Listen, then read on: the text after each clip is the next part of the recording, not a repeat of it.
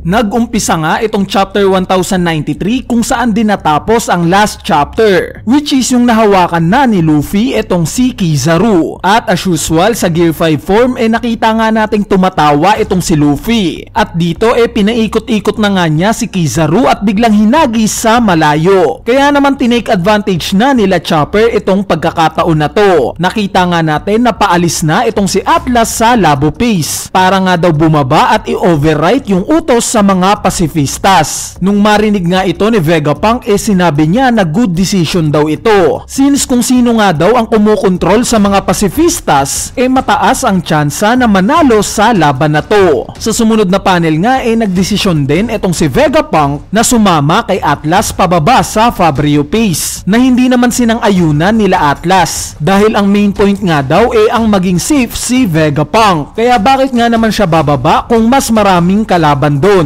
Unlike dito sa Labo Base na si Kizaru lang yung kalaban nila, 'di ba? So ang rason nga dito dahil sa nakita pala ni Vegapunk si Bonnie sa ibaba at mukha nga siyang malubhang sugatan. Nung marinig nga yun ni Sanji dali-dali tong nagpresenta na tutulong rin daw sa pag-rescue kay Bonnie sa ibaba. Sa kabilang banda naman ipinakita na nga itong si Bonnie. Confirm nga na malubha siyang sugatan. Bali nilalabanan na pala niya yung mga Marines dito. Ipinakita nga yung naging casualty ng pag-atake niya. Yung ibang Marines nga bumata at yung iba naman mga tumanda na. Hanggang sa napansin nga ni Bonnie itong sugatan na si Sentomaru. So nung time pala na nahulog si Bonnie sa Labo Base sinalo siya nitong si Sentomaru. At dahil nasa side nga si Bonnie ng Straw Hat Pirates pinapatakas siya ni Sentomaru. Kaya naman parang ang gustong ibalik ni Bonnie yung favor kay Sentomaru at balak niya tong sagipin. Sa sumunod na panel naman napunta na nga tayo sa laban nila Zoro at Rob Lucci. Parehas nga silang hinihingal na hanggang sa umatake na nga itong si Zoro. Nakita nga natin sa espada ni Zoro itong mga green aura na similar sa nakita natin during sa raid sa Onigashima. Sinabi nga ni Zoro na kung ganito lang daw ang ipapakitang lakas ni Rob Lucci hindi nga daw niya matatalo yung captain niyang si Luffy. Ang sinagot nga lang ni Lucci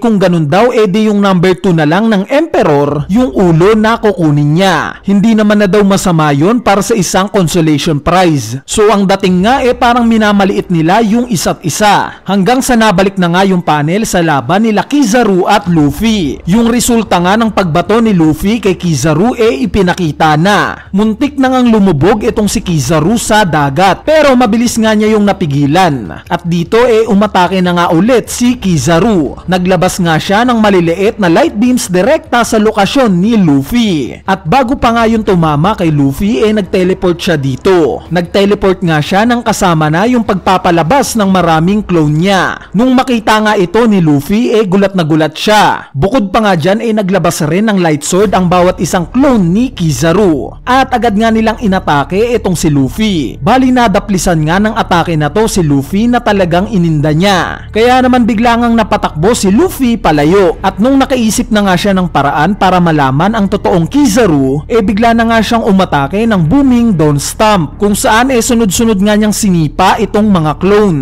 Pero kung inaakala nga ni Luffy na natamaan niya na yung totoong Kizaru nagkakamali siya dahil dinivert lang pala ni Kizaru yung atensyon ni Luffy para atakihin itong si Vegapunk. Kaya naman nakita nga natin na nasa control room na ulit itong si Kizaru. Hawak nga niya si Usopp at tinatanong kung saan daw pumunta si Vegapunk. At dito ipinakita na nga si Dr. Vegapunk. Sakay nga ng Vegatanks gigil na gigil itong si Vegapunk na pumunta sa ibaba para sagipin si Bonnie. Nakita nga natin na kasama niya sila Sanji at Atlas. Bali nakita nga ito nila Kizaru at Luffy. Kaya naman aakma na ngang aatakihin ni Kizaru itong sasakyan ni Vegapunk. Nung makita nga ito ni Luffy dali-dali siyang pumagitna at hinarangan itong laser ni Kizaru. Though nagtagumpay nga itong si Luffy nakita naman natin na ininda niya itong atake ni Kizaru. Sa kabilang banda naman matagumpay ngang natakasan nila Vegapunk itong si Kizaru at nagproceed na pababa. Kasabay nga nito sumama na rin si Franky sa kanila. So itong mga pangyayari nga na to syempre nabalitaan ng buong Marines.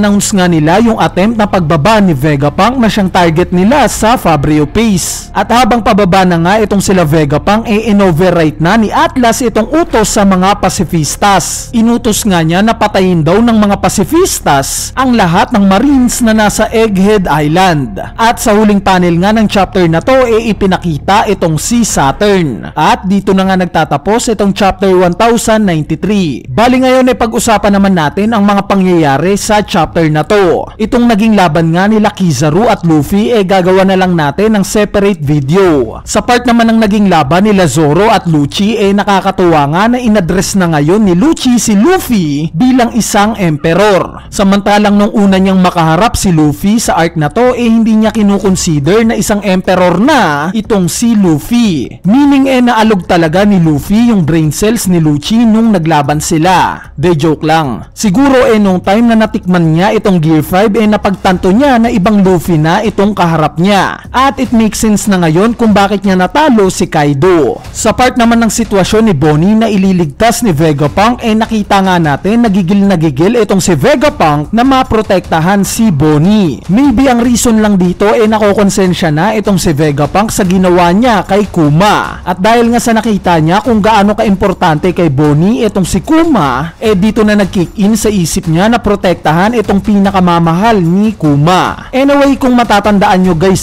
nung time nga na mabitray ng mga Seraphim itong mga satellites ni Vegapunk dahil kay York, ang nag-iisang Seraphim nga na bumaliktad, although may command sila ni York, itong si Seraphim Hancock. So bakit ba niya na ibalik sa normal itong mga ginawa niyang bato na sila Usopp, Lilith at Frankie? Bali dahil nga yan kay Luffy. Inutusan nga niya itong si Seraphim Hancock dahil it turns out nga as per Vegapunk na pati daw yung traits o nararamdaman ng naklone niya natatransfer din daw sa lineage factor. Ngayon dito na nga papasok si Bonnie dahil nga sa ipinakita sa last panel ng chapter na to siguro si Saturn na obviously papasok na sa Egghead Island para i-overwrite yung command sa mga pacifistas. At alam naman natin na siya ang may pinakamataas na command sa hierarchy. Once na magawa nga niyang mautusan itong mga pacifistas, wala nang makakapagpabago dito. Tama? Ngayon kung i-apply natin yung logic na ginawa ni Luffy kay Seraphim Hancock na nautusan niya ito dahil sa may traits pa rin siya ng totoong Boa Hancock, pwede kayang once na mautusan na ni Gorosei Saturn itong mga pacifistas, ma-overrate din ito ni Bonnie dahil alam naman natin na tatay niya si Kuma at galing nga sa lineage factor ni Kuma itong mga pacifistas. So possible kaya na mangyaring si Bonnie ang sekretong pinakamataas sa hierarchy sa pagkuman sa mga pacifistas? Kung may idea nga kayo sa part na to,